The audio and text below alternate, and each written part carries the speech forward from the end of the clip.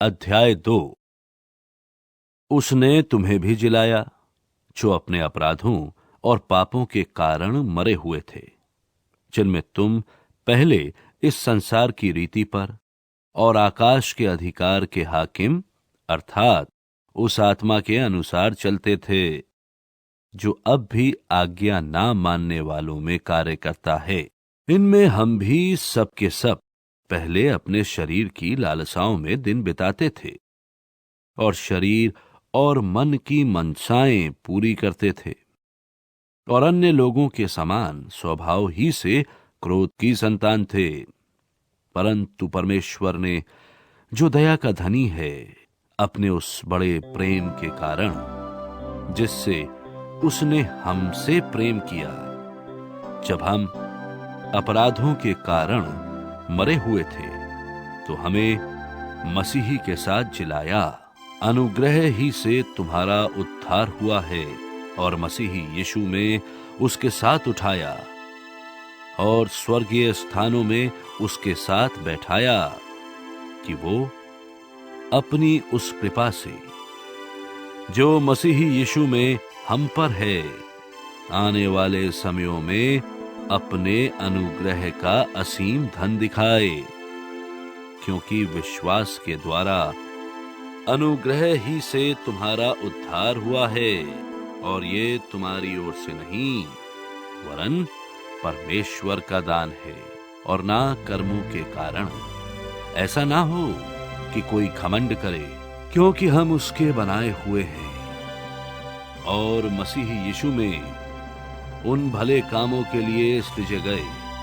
जिन्हें परमेश्वर ने पहले से हमारे करने के लिए तैयार किया। इस कारण स्मरण करो कि तुम जो शारीरिक रीति से अन्य जाति हो, और जो लोग शरीर में हाथ के किए हुए खतने से खतना वाले कहलाते हैं, वे तुमको खतना रहित कहते हैं। तुम लोग उस समय मसीही से अलग और इस्राएल की प्रजा के पद से अलग किए हुए और प्रतिज्ञा की वाचाओं के भागीना थे, और आशाहीन और जगत में ईश्वर रहित थे। पर अब तो मसीही यीशु में तुम जो पहले दूर थे, मसीही के लोहू के द्वारा निकट हो गए हो। क्योंकि वही हमारा मेल है, जिसने दोनों को एक कर लिया, और अलग करने वाली दीवार को जो बीच में थी ढा दिया, और अपने शरीर में बैर अर्थात वो व्यवस्था जिसकी आज्ञाएं विधियों की रीति पर थी मिटा दिया, कि दोनों से अपने में एक नया मनुष्य उत्पन्न करके मेल करा दे, और क्रूस पर बैर को नाश करके इसके द्वारा दोनों को एक देह बनाकर परमेश्वर से मिलाए। और उसने आकर तुम्हें जो दूर थे और उन्हें जो निकट थे,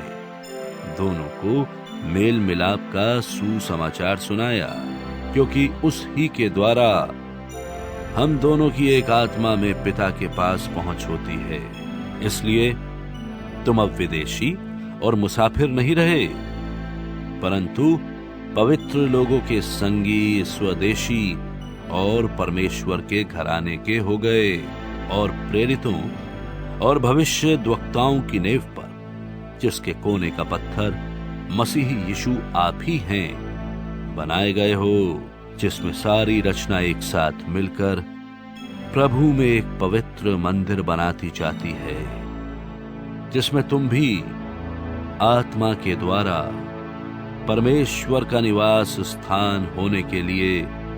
एक साथ बनाए जाते हो।